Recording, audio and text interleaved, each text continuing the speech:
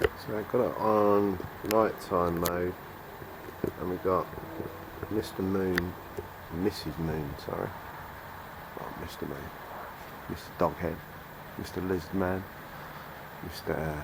Butterfly. Oh, that's wonderful.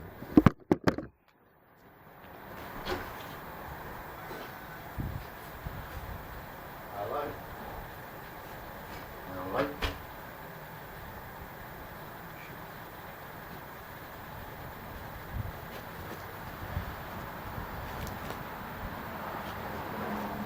Show. Cool.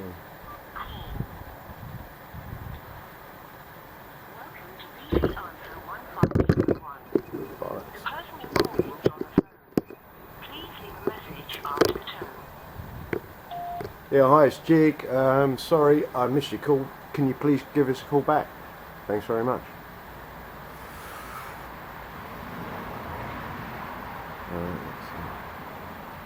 Right.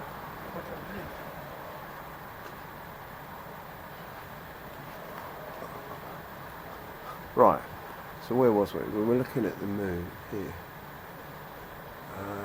And I can't be sure, but I'm fairly sure it's what could be classed as a full moon. But it's looking pretty awesome. I can't see. Oh, there you go. Look at that. Wow, it's just a white light. Just a white light.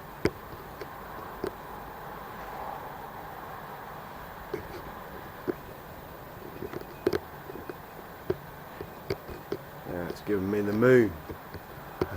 Sorry, that's a funny joke. Right, now I'm not sure whether that's picking up on the details, but as clear as damn it from here, and with the binos that I've got, you can see literally every detail on the surface of that moon. I think it's slightly biased to the right hand side. Normally to the left hand side, you've got to notice the craters, if you can see the craters, top right hand side you've got the major craters there, and you can see that this circular element of the moon is slightly out because you've got indentations where the craters are, and obviously having a physical effect on the moon. And whether it's a projection or whether it is a solid object, I mean, you can go back to the work of Crow, who supposedly filmed the moon, and you can see that like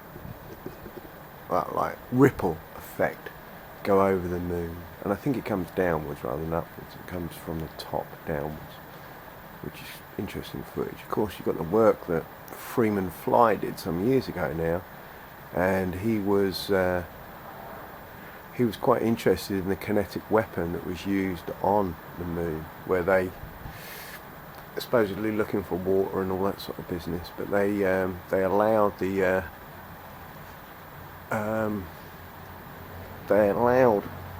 what was it? A satellite pod basically hit the moon, and of course they recorded the moon vibrating for something like half an hour or something like that afterwards. So the old saying, well, why would the moon vibrate like that? Would the Earth vibrate like that? What I always wondered, why is the moon so obviously, how do I put it? So obviously disturbed by external influence, and by that I mean the theory is it would be meteors hitting the moon's surface. So there's the moon, however far they say the moon is, I can't remember offhand. But my question would be, well, why is the moon so pitted, and why are those craters so hugely enormous? Wouldn't that destroy something like that? Possibly. Or severely give it a bad day out, definitely.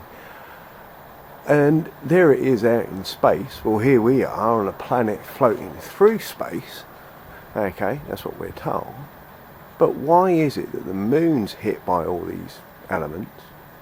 And no one in 41 years has recorded seeing anything hit the moon. I'm not aware of that. You know, other craters being built. Another question is, well, if the moon's being hit by all these external influences, why isn't the Earth hit like that? Is it because we have a supposed atmosphere and things like that break up? If that be the case, then why are we so scared of what do we call it? These things that fly through the spaces and could cause a calamity here on Earth, if that makes sense. What do we call them? There was a lads that committed suicide, supposedly. The comet, there we go. So a comet is made of ice, isn't it?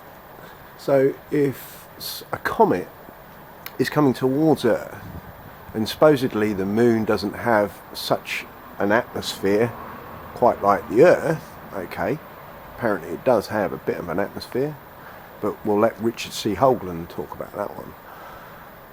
My point is, if a comet is screaming down towards Earth, ready to take it out, why wouldn't it just burn up in the atmosphere?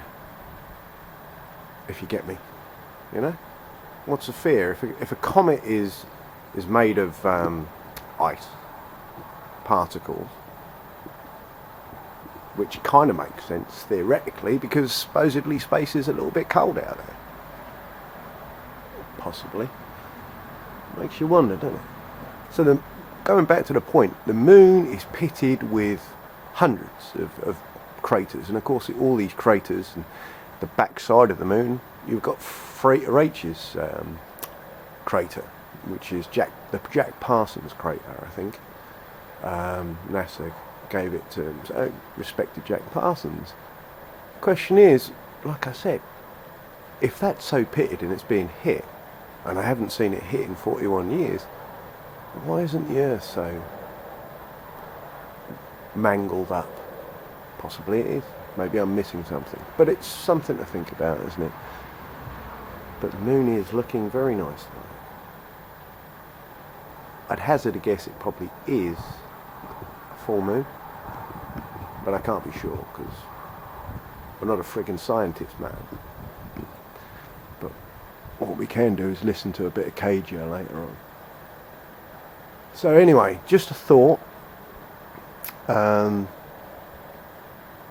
Yeah, I'm just going to sit here and meditate and look at the moon. So enjoy and God bless.